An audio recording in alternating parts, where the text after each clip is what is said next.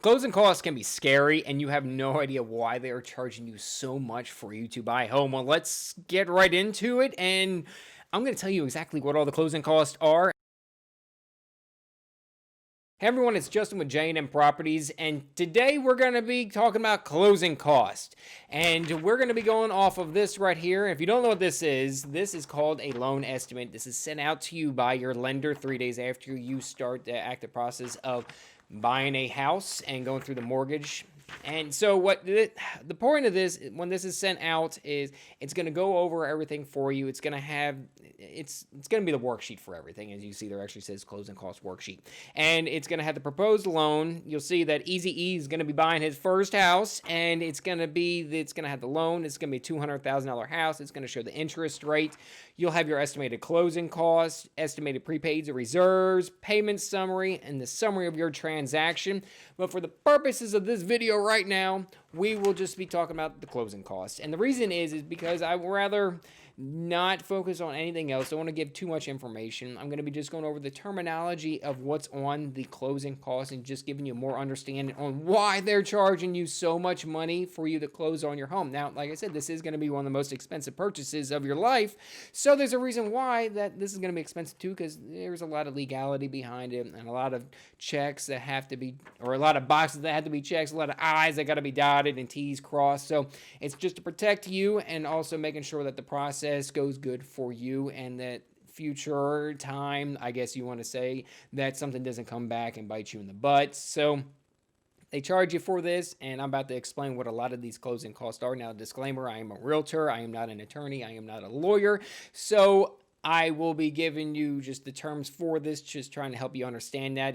Some of these might have different names because, going on here right now, taking a look at it. You'll have your abstract fee, which there I can think of. There's a title search, there's a title examination. You have your abstract fee. So these will have different names. So I will try to cover that as much as possible. So if I am wrong, please leave a comment. I am human. I do make mistakes. And just be nice about it when you call me out on something. So this is going to be an FHA loan.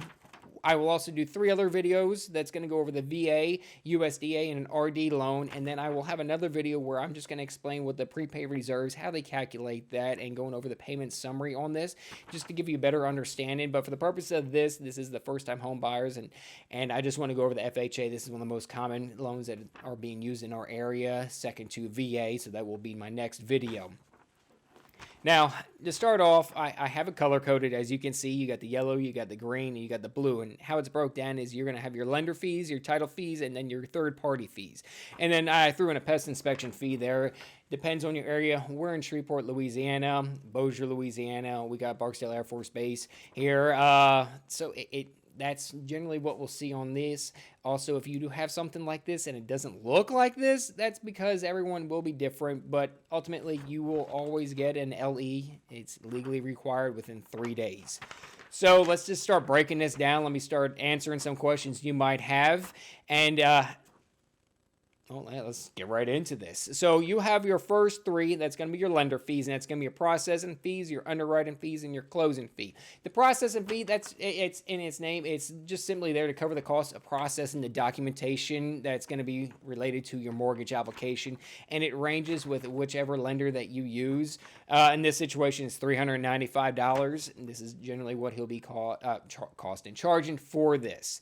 Then you have your underwriting fees, and those are that's associated with the underwriting department. And the purpose of the underwriting department is they are going through making sure that everything is good, that your application is good, and they're going to be determining the type of loan that you are able to get, whether or not also you are approved or denied, and what the terms will be on that. And then you'll have your closing fees. And those are just going to be third-party fees. I know it's under the lender fees, but it's going to be paid to the party who actually handles the closing, whether it be the escrow company, the title company, or the attorney.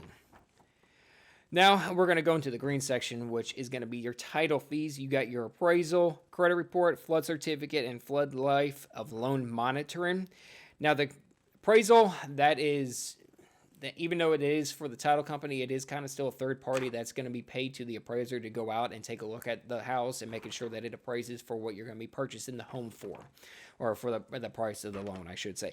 Then you'll have your credit report, which that ranges between $15 and $35, $45, and that's for them to actually pull your credit. They are, you're buying a home, so they want to make sure you have the credit for it and you have a high score. Or I say a high score. I think it goes down to 580 right now, and you can buy a home. So not necessarily a high score. Then you'll have your flood certificate, and now that is just, the lenders want to make sure that the property that you're going to be buying is in an area where it's not flooded, or if it has flooded, they just want to make sure you have the required homeowners insurance on it to cover it, just in case you will need flood insurance if it is in a flood zone. So that's just saying that whether or not it is or is not in a flood zone, and just tells you where it is actually on the floodplain. And then you'll have your flood life of loan monitoring. That is, it's a fee that's going to be charged throughout the life of your loan. They will periodically be checking to see if your home is in a flood zone, or if it has been turned into a flood zone, or if they took away the classification of a flood zone. And then in case it is or is not, you'll either be required to, or you could take off your flood insurance. Now, the next one on here is going to be the abstract fee, and that also has a name where you can call it title search, title examination, and what that is that it's a fee that is charged by the title company, and it's for the analyzing public records, making sure that there aren't any ownership discrepancies, whether it be from succession or that there might not be any liens that are on the property. So it's just protecting you when you're purchasing it, that you're not going to pick up something that the sellers that left them on there. The next one on here is going to be your title CPL, or closing protection letter. And what that is, it's a contract between the title insurance company and the lender, and it just basically saying that in case the closing agent for the title company did anything that they shouldn't have done, it makes the title company ultimately holds all the risk, because they did something illegal that they shouldn't have done, and instead of the lender being held liable, it falls back onto the title company. And then you'll have actually the settlement fee. Okay, let's try that again. The next one is going to be the settlement fee. And on here, it's just, you could also have another name called closing fee, and it's just the cost that's going to be associated with closing your loan. And it could be the cost of the escrow, it could be survey fees. So you never really know, notary fees or deed prep fees. So whatever is in the settlement fee or the closing fees, that's really what it's for.